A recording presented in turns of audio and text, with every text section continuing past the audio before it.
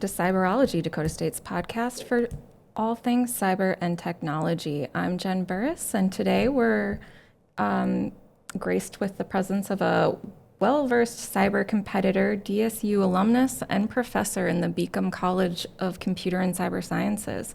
Tyler, do you want to tell us a little bit about yourself? Yeah, so I'm an assistant professor in the Beacom College. I teach mostly offensive security at the undergraduate and graduate level, a little bit of defensive security, and I also am the coach for a couple of our competition teams. Excellent. And so that's kind of what we're going to be talking about today is cyber competitions. So can you tell me how long you've been competing in cyber competitions? Yeah, so my first competition was probably my freshman or sophomore year of college. So 12, 13 years ago was probably the first time I started competed and really haven't stopped since. I'd say I've slowed down more recently, but as compared to some of the times I've competed quite a bit before, but still kind of doing some competitions here and there. And can you talk a little bit about what those competitions are and what you're doing in them? Sure. So depending on the competition, there's a couple different types. So the main competition type that we see is a capture the flag, Jeopardy style CTF, where there are different challenges worth different points, and you do those different challenges. Usually there's different categories like web exploitation, software exploitation, reverse engineering, cryptography, a couple others depending on the competition. So a little bit of everything. A little bit of everything, and then again, like a Jeopardy board, ranging in points. I'd say oftentimes people follow the format of 100 to 500, but that's the most common type. There's a couple other styles of CTFs that are a little less used. So there's like a red versus blue style. There's attack defend, which are somewhat similar but have differences as well. But we don't see a lot of those. Okay. And red team is looking to exploit. Is that correct? Right. So the red team is the offensive folks trying to break in, find vulnerabilities, and ultimately report them in a real environment. Okay. And so how do you kind of find out about these cyber competitions and get involved in them? So some of them, most of them are broadcasted on a website called ctftime.org. That's kind of become the main place. So anybody who runs a competition can post their dates, post their website, the sign up link, all of that. And many people who compete week in, week out will use that as basically their calendar, their schedule, and go look at which ones are running. And we've gotten to a point now where just about every weekend there's something running. Someone is running a competition somewhere in the world, and oftentimes there are multiple running every weekend. Okay. And has that grown over the years? Was it that way when you were a freshman or sophomore and started? Definitely not. It was there may have been competitions going on, but it wasn't as well tracked or well publicized. So then we would see competitions every couple of weeks. Okay. So what has kind of drawn you to continue competing in cyber competitions beyond, schooling? Some of them are just fun to compete in, to try and go solve challenges. Some of them are at events and there are extra things involved with them, which we'll talk about, like the Wild West one in a little bit, but generally, yeah, just to try new challenges and have fun competing. Okay. And how has competing benefited you in the classroom or when you're teaching other students or just kind of keeping on top of things in the cyber world?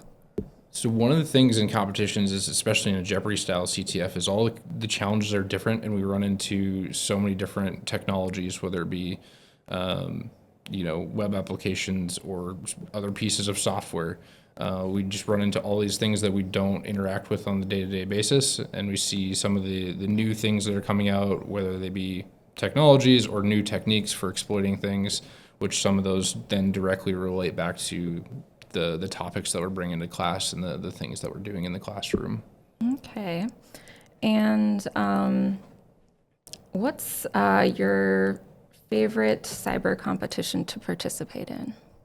Nowadays, my favorite one would probably be the Wild West Hack and Fest CTF. Part of it's the environment of actually going somewhere and competing, versus a lot of the other competitions now are all online. So sitting at home, but that one's really fun, and it's put on by a group that does a really good job putting on the competition and creating challenges of a variety of difficulty levels as well as categories.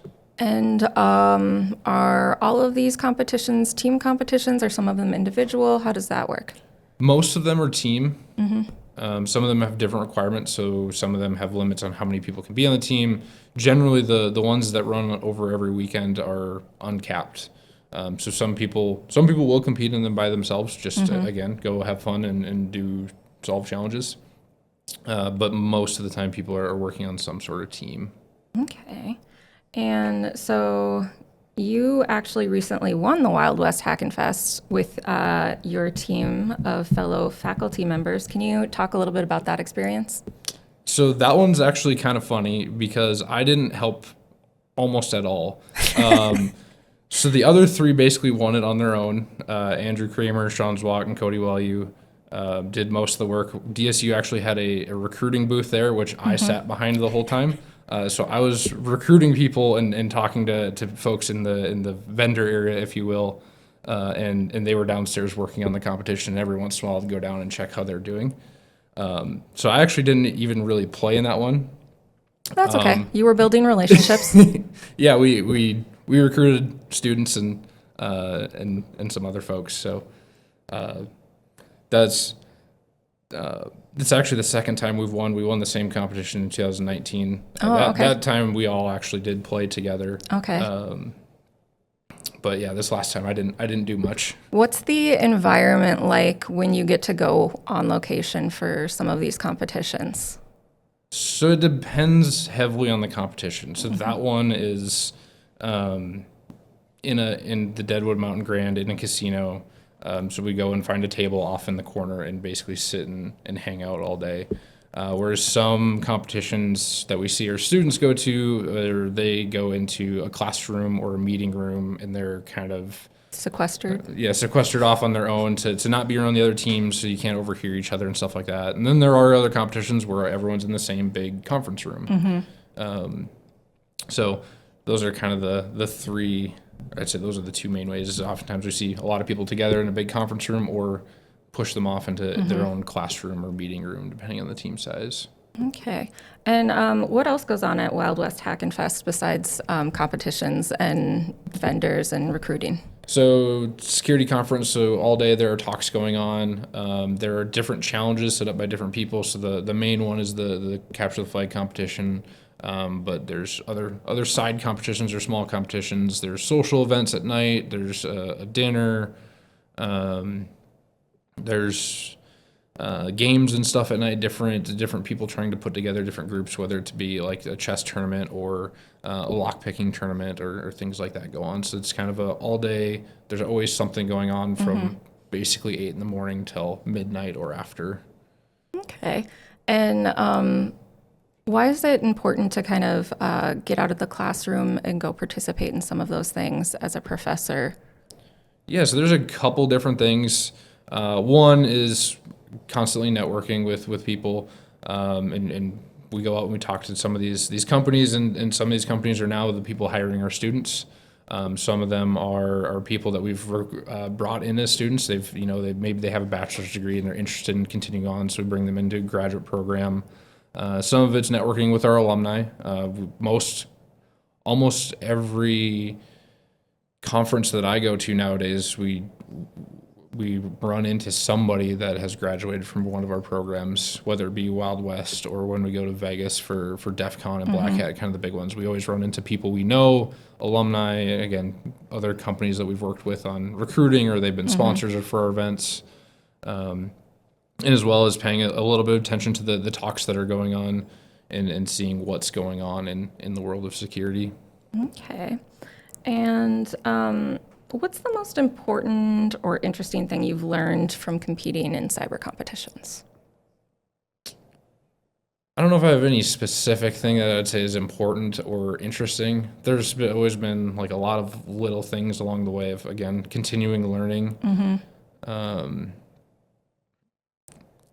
Of those, like a lot of those things are interesting to me as a technology person. It's just running into new technology, solving new problems. But I don't know if there's one specific one that I can go back to on that. That's okay. For like solving new problems, what are some of the unique things that you've come across in competitions? Learning new ways to break things, usually, because I stick to mostly the offensive side of the red versus blue spectrum. So new ways on how things work and how to actually go and attack them. And some of the things have even, again, like I said earlier, like we've been directly brought back to the classroom in terms of like there's a new technique, there's a new problem, new vulnerability that shows up that we can take Exploit. and that it makes sense to fit into some of our classes. And can you talk a little bit about how finding those things strengthens cybersecurity in general when you're looking for ways to exploit software and break things? Yeah, so the idea is that we find them before someone who's going to do bad things is, right? Before some malicious actor is going to take advantage of these vulnerabilities and then do something bad. Obviously, the big one that we were seeing in the past few years has grown as ransomware, right? Like when someone breaks in and does something bad, it usually ends in ransomware now. So we try to find those problems before someone else does and fix them is the idea behind it. Okay. And in addition to participating in your own cyber competitions, you also are an advisor and mentor to some of the teams on campus. So how has your own experience as a cyber competitor influenced you as a mentor? For that, some of the things that I can tell them beforehand of how to approach the competition has helped, or ways that I approach competitions. Some of the ways you can kind of game the different styles of competitions. And kind of what to expect too, because we do end up with students who are somewhat new to some of the competitions, so knowing what to expect might be helpful to them. And what kind of advice or strategy do you give to the students? You mentioned some of the tips that you give them tips sometimes on how to approach things. Yeah, so some of the things that are as simple as if we're in a timed competition is time management, just to start thinking about it. Some of the competitions we go to are multiple days, but you can only work on it from 8 to 5 or something like that. So I always tell them like things like pick a problem throughout the day and keep it in the back of your mind, because you're going to get done at 5, you're going to go eat, and then you're going to want to work on that problem. So I tell them, remember whatever the detail is and go learn about it at night. I know I've done that for multiple competitions in the past. There's been some timed element where the game shuts off and you're sitting there at night thinking about the problem, but you can't go and test it. But you can still go online and start learning about the ancillary pieces or the software itself or the vulnerability that you think it is. Those And that sorts kind of of helps things. prevent people from maybe getting stuck on one issue Right. during the actual timed portion of the competition. Yeah. Help them kind of maybe break through, or maybe there's at some of the competitions there's a lot of different things going on that are distracting them, whereas afterwards they might have some time where they can sit down and focus on a problem and try to solve it. Okay. And you also served as a senior technical mentor to the U.S. cyber team this last year. What was that experience like? How do you go about mentoring a U.S. cyber team where they're all across America? And Yeah, so right now the U.S. cyber team is in. I started in season 3. We're in season 4 currently, and the seasons now, with the way the schedule works, overlap. So season 5 is starting in June, and we have 30 players on the roster, and it's players from 15 to 25 all across the nation. We try to put together the best roster possible to compete. at the European Cybersecurity Championship as a guest, and then ultimately at the International Cybersecurity Championship against other countries. So we do a lot of different things as far as mentoring goes. So a couple examples of, we have office hours with the students sometimes once a week, sometimes every other week, depending on the time of year. We do technical presentations for the students. We bring in other people. We help run scrimmages, competitions for them. They ultimately actually do a lot of that on their own. But there's just a variety of things that the group provides. We have a pretty substantial coaching staff between the coaches, the senior technical mentors, the junior technical mentors, some extra observers and folks in that program. So that one runs pretty regularly. Okay, and what have you enjoyed most about being a senior technical mentor? Probably working with some of the folks on the team, or most of the people on the team that I've actually had time to work with. Because it is the age 15 to 25, the best people in the country that want to compete at that level. So it's really a very high skill level group when it comes to competitions. Okay, and we've had quite a few DSU students as well. Has that presented a unique opportunity to work with them in training or not? Is it kind of even? Some of them don't fall within what my Expertise my is. my area that I work with a small group. Some of them are in that group. And again, it's kind of I spend more time with them than we did at DSU, or we do at DSU. Some of them are alumni that are still on the team, but of the 30, we currently have 4 that are DSU either students or alumni, and then we also have 2 of the 10 on the U.S. women's cyber team as well. So we have our students and now alum have a pretty hefty presence on both teams. And how does it feel to kind of see that as a professor on campus who's worked with some of these students before? Right.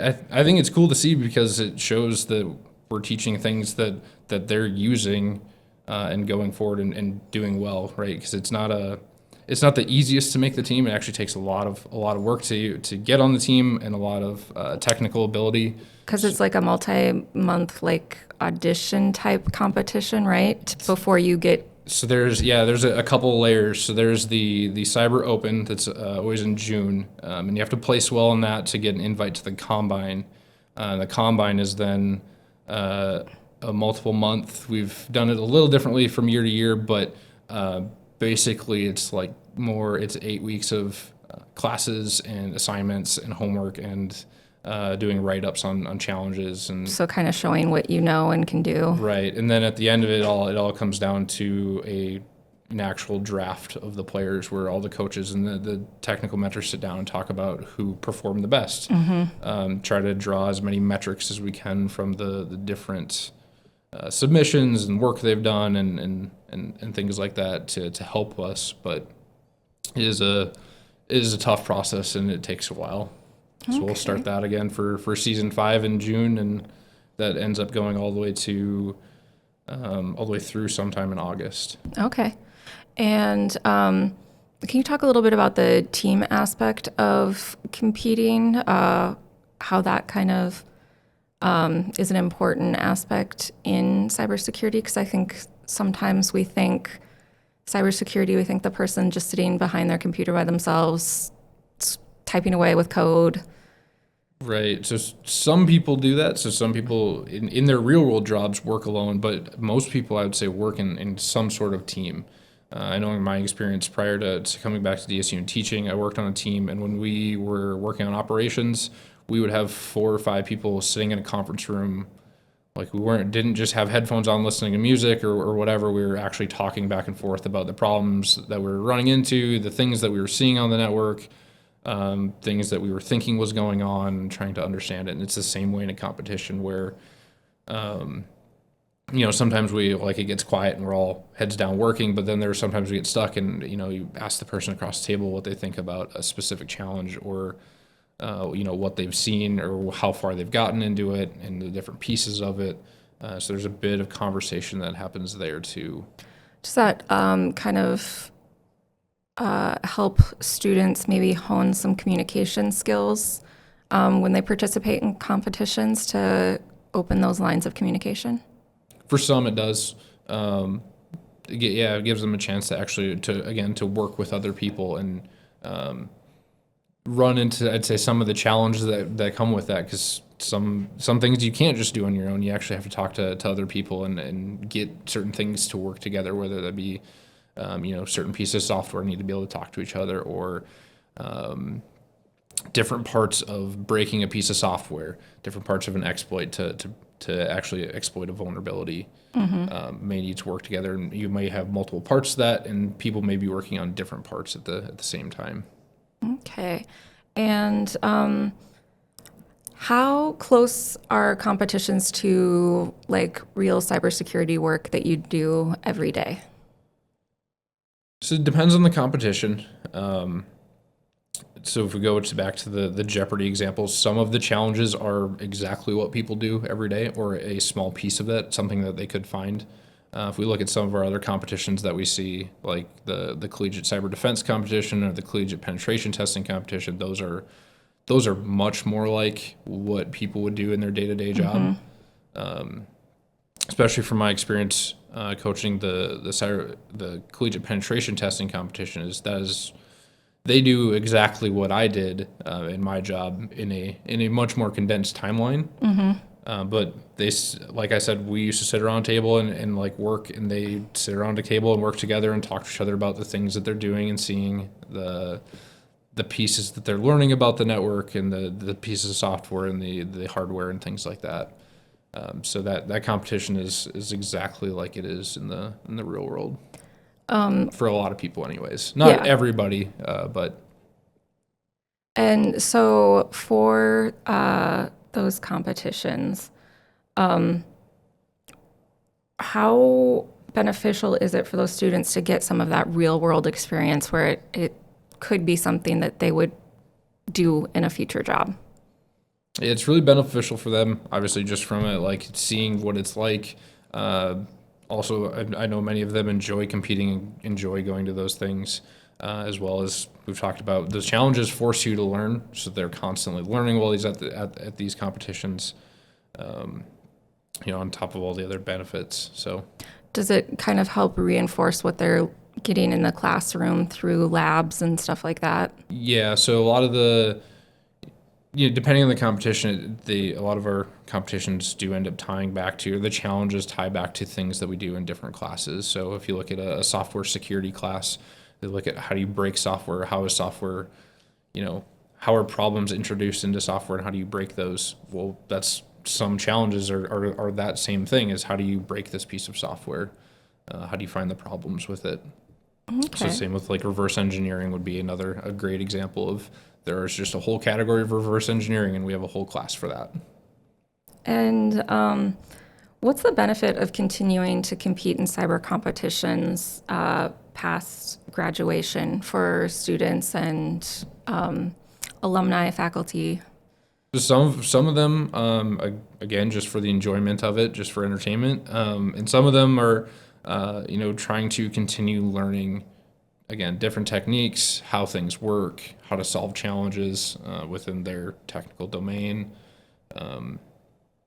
Those would all be good examples of things that continue to benefit them, and reasons why we still see our alumni play on the U.S. Cyber Games team after they've graduated. Right, they've graduated, they now have full-time jobs, and they're still competing on the team for those reasons. And dedicating a large portion of their time probably outside of work. Yep. Yeah, they're definitely putting in a lot of time for that team. And what haven't we talked about competitions that you think would be important to highlight? One thing is, I'd highlight how well our teams have done this year in terms of, obviously, we talked about, the faculty one, but we also had our collegiate penetration testing team placed second at regionals when we went down to Tennessee for that, and then end up going to globals in January and end up winning.